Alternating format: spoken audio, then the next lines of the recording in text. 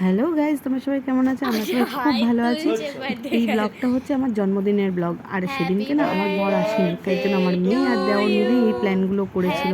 তো আমি খুব খুশি হয়েছিলাম। রাত্রেবেলা 12টার সময় কেক কাটার মজাই আলাদা। তো বেশি বকবক না করে চলো তোমরা ভিডিওটা দেখতে থাকো আর লাস্ট পর্যন্ত দেখো কিন্তু আমি কি খেলাম সারা দিন।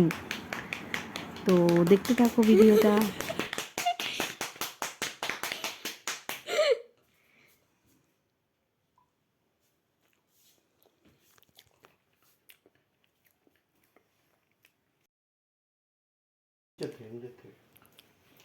নিচের দিকটা দেবেন যেন ক্রিম নিয়ে দাঁড়া ভাই দাঁড়া ভোকার নিচে নাম। হ্যালো গাইজ, দেখো আমার বর আমাকে আংটি দিয়েছে জন্মদিনে। ও কালকে আসতে পারেনি, রাত্রেবেলা আসেনি বলে আজকে সারাদিনে সেরকম সেলিব্রেশন হয়নি। তো দেখা যাক ও কি বলছে। আজকে রাত্রেবেলা আমি রান্না করব, মানে আমাকে রান্না করতে দেবে না, ওর নিজে রান্না করে আমাকে আজকে খাওয়াবে। তো চলো কি রান্না করছে আজকে দেখাই। কি রান্না করছো দেখাও, কি রান্না হচ্ছে? উচ্ছে ভাজা, কুমড়ো ভাজা, আলু ভাজা, বেগুন ভাজা, ইলিশ মাছ, মাছ ভাজা, ডাল ভাজা হচ্ছে। বাকিটা দেখা যাক কী হয়। ইলিশ মাছটা দেখাও একটু কাছে এনে।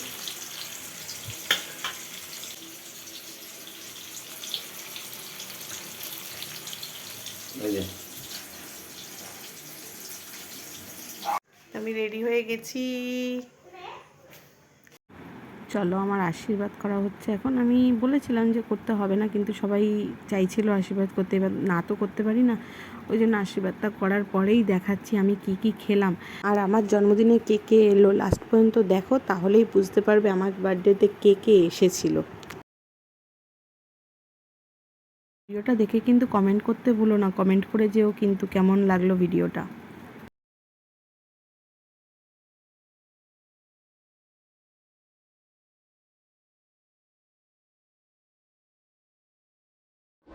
लेकिन ये साला कर क्या रहा है यहाँ पे?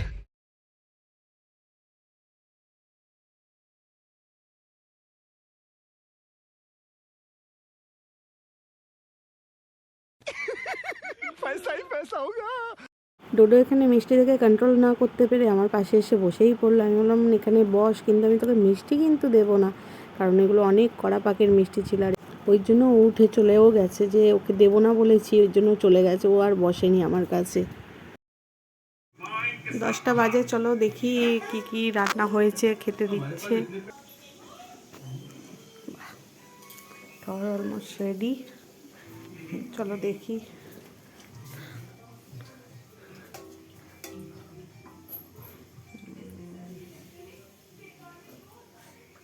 মাছটা তেল বেরিয়েছে গো।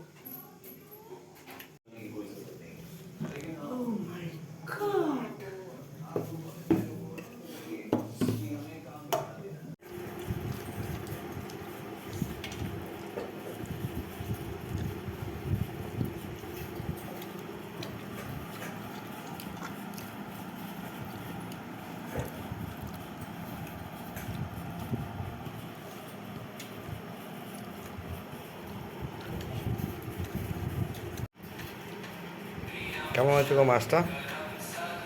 আর টেস্টটা কীরকম? আমি পদ্মার ইলিশ। দেখো